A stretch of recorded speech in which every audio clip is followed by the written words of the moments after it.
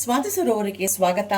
ನಾನು ಲತಾ ಜಯರಾಮ್. ನಮಸ್ಕಾರ ವೀಕ್ಷಕರೇ. ಇವತ್ತು ನಾನು ಈ ಚಳಿಗಾಲಕ್ಕೆ ಅನುಗುಣವಾಗಿ ಒಂದು ಅಂಬಲಿ ಮಾಡಿದ್ದೀನಿ. ಅದೇನೆಂದರೆ ಹುರುಳಿ ಅಂಬಲಿ. ಆರೋಗ್ಯಕ್ಕೆ ಬಹಳ ಒಳ್ಳೆಯದು. ವೆಯ್ಟ್ ಲಾಸ್ಗೆ ಮತ್ತು ಡಯಾಬಿಟಿಕ್ ಅವರಿಗೆ, ಈ ಥಂಡಿ ಕಾಲದಲ್ಲಿ ನೆಗಡಿ ಕೆಮ್ಮು ಶೀತ ಬರುತ್ತಲ್ಲ, ಅವರಿಗೆಲ್ಲ ಒಳ್ಳೆ ರಾಮ್ ಮಾಡೋದಂಗೆ ಕೆಲಸ ಮಾಡುವಂಥದ್ದು.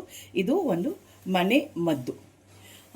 ಜೊತೆಗೆ ನಾನು ಹುರುಳಿ ಏನು ಹುರ್ಕೊಂಡು ಪುಡಿ ಮಾಡಿ ಇಟ್ಕೊಂಡಿದ್ದೀನಲ್ಲ, ಅದನ್ನು ಅಲ್ಲಿ ತೋರಿಸಿದ್ದೀನಿ. ನಾನು 100 ಗ್ರಾಮ್ ತೊಗೊಂಡಿದ್ದೆ. 100 ಗ್ರಾಮಲ್ಲಿ ಇಷ್ಟಿದೆ. ಇದನ್ನು ನೀವು ಫ್ರಿಜ್ಜಲ್ಲಿ ಇಡಬೇಕು ಅಂತ ಏನಿಲ್ಲ, ಹೊರಗಡೆ ಧಾರಾಳವಾಗಿ ಇಡ್ಬೋದು. ಹೇಗೆ ಮಾಡೋದು ಅಂತ ಸ್ಟೆಪ್ ಬೈ ಸ್ಟೆಪ್ ತೋರಿಸ್ತೀನಿ. ನಮ್ಮ ಸ್ವಾದ ಸರೋವರ ಚಾನಲ್ ಯಾರ್ಯಾರು ನೋಡ್ತಾ ಇದ್ದೀರೋ ದಯವಿಟ್ಟು ಎಲ್ಲರೂ ಲೈಕು ಶೇರು ಸಬ್ಸ್ಕ್ರೈಬ್ ಮಾಡಿ, ಮತ್ತು ಬೆಲ್ ಐಕಾನ್ ಪ್ರೆಸ್ ಮಾಡಿ ಆಲ್ ಅನ್ನೋ ಆಪ್ಷನ್ ಸೆಲೆಕ್ಟ್ ಮಾಡಿದ್ರೆ ನಾವು ಮಾಡೋ ಪ್ರತಿಯೊಂದು ಅಡುಗೆದು ನೋಟಿಫಿಕೇಷನು ನಿಮಗೆ ಮೊದಲು ಬಂದು ತಲುಪತ್ತೆ. ಈಗ ಹುರುಳಿ ಅಂಬಲಿ ಮಾಡೋದು ನೋಡೋಣವಾ. ಹುರುಳಿ ಅಂಬಲಿ ಮಾಡೋಕ್ಕೆ ನಾನು 100 ಗ್ರಾಮಷ್ಟು ಹುರುಳಿ ತೊಗೊಂಡಿದ್ದೀನಿ. ಇದನ್ನು ಈ ಪ್ಯಾನಲ್ಲಿ ಡ್ರೈ ರೋಸ್ಟ್ ಮಾಡ್ಕೊಬಿಡೋಣ. ಮೀಡಿಯಮ್ ಫ್ಲೇಮಲ್ಲಿ ಇಟ್ಕೊಂಡು ಚೆನ್ನಾಗಿ ಅದು ಘಮ ಘಮ ಅಂತ ವಾಸನೆ ಬರಬೇಕು. ಅಷ್ಟವರೆಗೂ ಕೈ ಬಿಡದೆ ಕೈ ಆಡಿಸ್ಕೊಂಡು ಚೆನ್ನಾಗಿ ನಾವು ಇದನ್ನು ಘಮ ಘಮ ಅಂತ ವಾಸನೆ ಬರೋವರೆಗೂ ರೋಸ್ಟ್ ಮಾಡ್ಕೊಂಬಿಡೋಣ. ಹುರುಳಿ ಎಲ್ಲ ಸ್ವಲ್ಪ ಉಬ್ಬಿದೆ, ಚಿಟಿಪಿಟಿ ಅಂತ ಇದೆ ನೋಡಿ.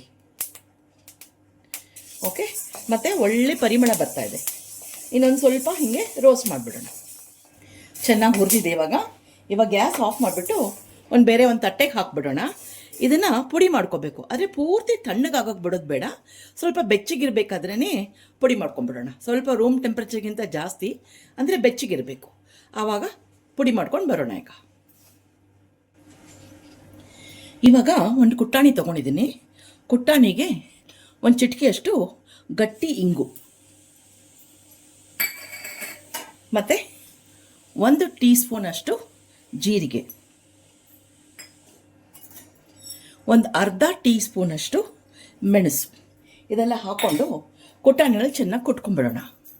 ಇದನ್ನು ಬೇಕಾದರೆ ಮಿಕ್ಸರಲ್ಲಿ ಮಾಡ್ಬೋದು, ಬಟ್ ಮಿಕ್ಸರಲ್ಲಿ ಮಾಡಿದ್ರೂ ಈ ಥರ ಟೇಸ್ಟ್ ಬರಲ್ಲ ಅಂತ ಹೇಳಿ ನಾನು ಕುಟ್ಟಾಣಿನಲ್ಲಿ ಮಾಡ್ತಾಯಿದ್ದೀನಿ.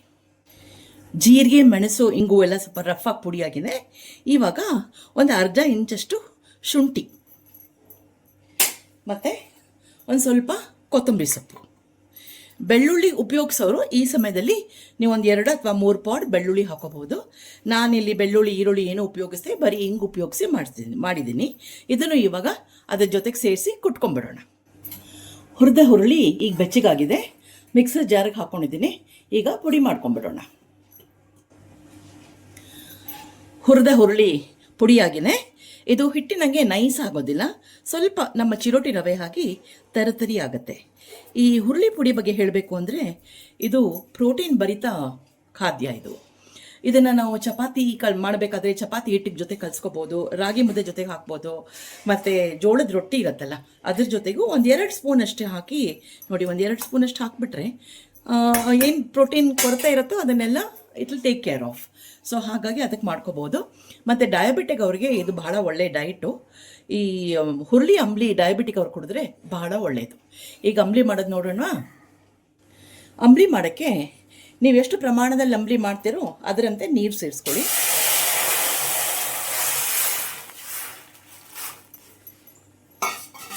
ಈ ನೀರಿಗೆ ಇದು ಕುದಿಯೋಕ್ಕಿಂತ ಮುಂಚೆ 1-2 ಸ್ಪೂನಷ್ಟು ಈ ಹುರುಳಿ ಏನು ಪುಡಿ ಮಾಡಿ ಇಟ್ಕೊಂಡಿದ್ನಲ್ಲ ಅದನ್ನು ಹಾಕ್ಬಿಡೋಣ.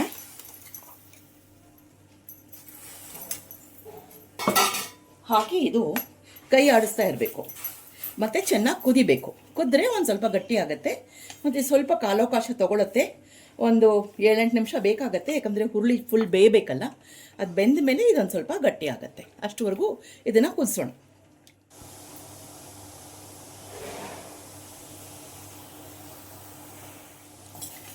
ಗಟ್ಟಿಯಾಗಿದೆ, ಹುರುಳಿ ಎಲ್ಲ ಚೆನ್ನಾಗಿ ಬೆಂದಿದೆ. ಇವಾಗ ಕುಟ್ಟಾಣಿನಲ್ಲಿ ಏನು ಮಿಶ್ರಣ ನಾವು ಕುಟ್ಕೊಂಡಿದ್ದೀವಲ್ಲ ಅದನ್ನೆಲ್ಲ ಇದಕ್ಕೆ ಸ್ವಲ್ಪವಾಗಿ ಸೇರಿಸ್ಕೊಂಡ್ಬಿಡೋಣ. ಸೇರಿಸ್ಬಿಟ್ಟು ಅಗತ್ಯ ಬಂತು ಅಂದರೆ ಸ್ವಲ್ಪ ನೀರು ಹಾಕ್ಕೊಡೋಣ. ನಿಮಗೆ ತುಂಬ ಗಟ್ಟಿ ಅನಿಸಿದ್ರೆ, ಇಲ್ಲಾಂದರೆ ಎಲ್ಲ ಸೇರಿಸಿ ಹಾಗೆ ಕುದಿಸೋಣ. ಒಂಚೂರು ಉಪ್ಪು ಹಾಕೋಣ. ಒಂದು ಸ್ವಲ್ಪ ನೀರು ಹಾಕೋತಾ ಇದ್ದೀನಿ, ತುಂಬ ಗಟ್ಟಿಯಾಗಿ ಹೋಗಿದೆ ಅದಕ್ಕೆ. ಮತ್ತು ರುಚಿಗೆ ತಕ್ಕಷ್ಟು ಉಪ್ಪು.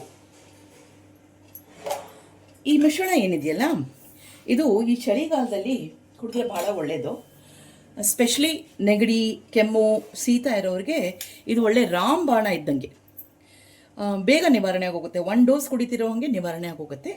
ಅಷ್ಟೇ ಅಲ್ಲದೆ ಡಯಾಬಿಟಿಕ್ ಅವರು ಬೆಳಗಾದ ತಕ್ಷಣ ಇದನ್ನು ಒಂದು ಲೋಟದಲ್ಲಿ ಹಾಕೊಂಡು ಕುಡಿದ್ರೆ ಅವ್ರಿಗೆ ಮಾರ್ನಿಂಗ್ ಬ್ರೇಕ್ಫಾಸ್ಟ್ ಹಂಗೆ ಸರ್ವ್ ಆಗುತ್ತೆ. ಮತ್ತು ವೆಯ್ಟ್ ಲಾಸ್ ಅವ್ರಿಗೆ ಬೇಕಾದವರು ಅವರು ಬೆಳಗಾದ ತಕ್ಷಣ ಇದನ್ನು ಲೋಟ ಕುಡಿದ್ರೆ ಅದನ್ನು ಬ್ರೇಕ್ಫಾಸ್ಟ್ ರೀಪ್ಲೇಸ್ಮೆಂಟ್ ಅಂತ ಆಗುತ್ತೆ ಮತ್ತು ಬೇಗ ಹಸಿವು ಕೂಡ ಆಗೋದಿಲ್ಲ.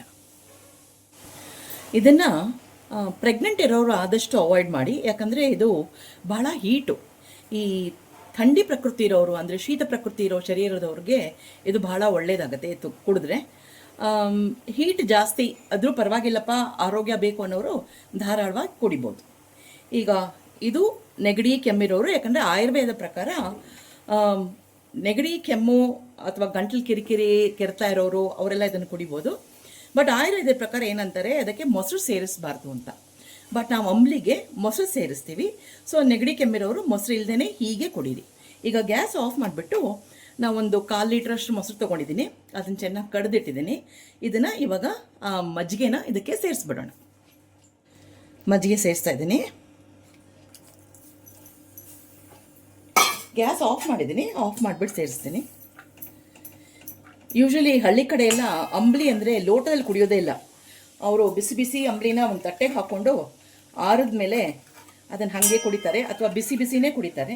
ಬಟ್ ನಾವು ಬೆಂಗಳೂರು ಕಡೆ ನಮಗೆ ಅದು ಅಭ್ಯಾಸ ಇಲ್ಲ. ಸೊ ಹಾಗಾಗಿ ಲೋಟದಲ್ಲಿ ಹಾಕ್ಕೊಂಡು ನಾವು ಕುಡಿಬೋದು. ಸೊ ಸುಲಭವಾಗಿ ಮಾಡ್ಕೋಬೋದು. ಇದೇ ಹುರುಳಿ ಅಂಬ್ಲಿ ಅಂದರೆ ಆರೋಗ್ಯಕ್ಕೆ ಬಹಳ ಒಳ್ಳೆಯದು. ಇಷ್ಟು ಹೇಳಿ ನಮ್ಮ ಈ ವಿಡಿಯೋ ಮುಗಿಸ್ತಾ ಇದ್ದೀವಿ. ಮುಂದಿನ ವಿಡಿಯೋ ಸಿಗೋಣ. ಅಷ್ಟವರೆಗೂ ನಮಸ್ಕಾರಗಳು.